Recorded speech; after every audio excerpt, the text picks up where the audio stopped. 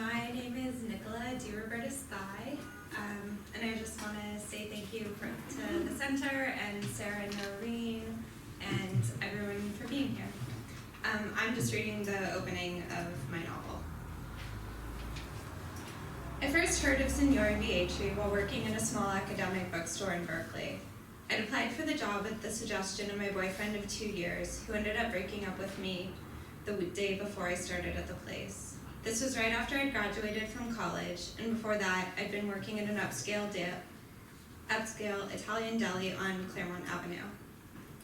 Shortly before I was hired, a letter arrived from Italy with a list of over 100 books that a Giorgio Vietri from Rome was hoping we could track down and ship to him. Because I was the newest staff member, the Vietri Project, as we called it, was given to me. The list of books, which managed to include the city of publication as well as the year, was full of misspellings and typos of both titles and authors. I suspected it had been written on a typewriter because what word processing program would not have corrected the frequent spaces missing between words. I felt the back of the paper for the faint bumps a typewriter would leave, but the evidence remained inconclusive. At first, eager to please my new bosses, I diligently plugged the information into our database of books in print. I tried various spellings and different combinations of authors and presses, keywords, and years of publication.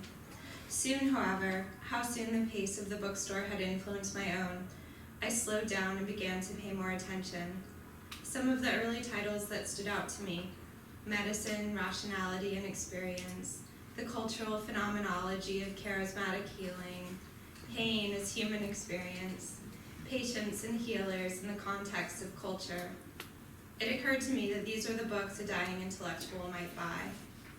However, I figured that Signore Vietri was an anthropologist of some sort who, as a group I'd observed, had bought the strangest and most eclectic books. After a few weeks, when the books had arrived and been shipped off to Rome, that probably would have been the end of my thoughts of Signore Vietri had not another letter arrived just 11 days later. This time, the books requested had become more geographically specific: Medicine in China, Mystical Dimensions of Islam, a Balinese Formula for Living, Mind and Experience in Tahiti. And the number of books requested had doubled. There was small chance he'd even received the books we had sent him already, let alone read any of them. I continued to imagine, thinking he was probably founding some sort of library for a small college. However, by the next list of requests for early Taoist scriptures, hunting, animism, and personhood among the Siberian Yukog, death ritual in late imperial China, along with this string of books, all on Taoism and immortality, I began to construct the image in my head that was to remain my conception of the Signore, that of an old man in a crumbling Roman apartment building, alone, surrounded by hundreds of books not in his native language, frantically researching his own mortality. His letters offered clues of his existence. He ended one of his responses: "Please kindly do not refer to me as professor, as I am not." He always addressed his letters, "Dear Sirs," though no email or letter had ever been answered by anyone other than a woman. The letters, began to arrive with ever more detailed instructions. He only wanted paperback editions if available, and if not, the cloth edition could cost no more than $50 US.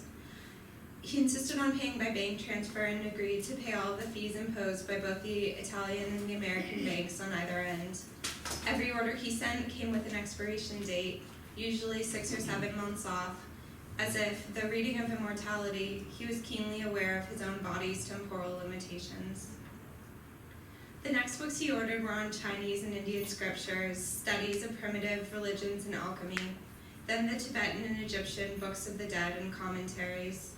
The order after that concerned spiritual possessions, relations between the living and the dead in island societies, shamanism.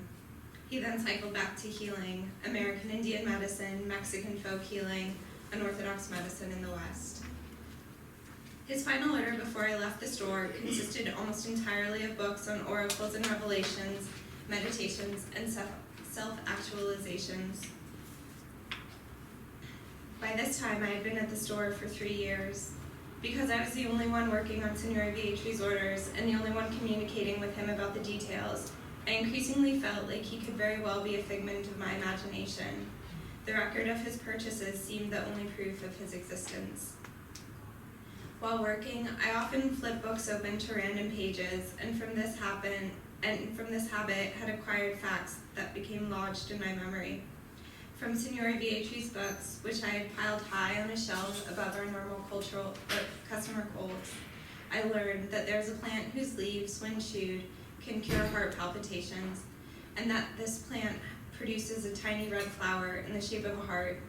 And shamanistic seances in Siberia, infertile women were encouraged to mimic the sounds of a reindeer calf.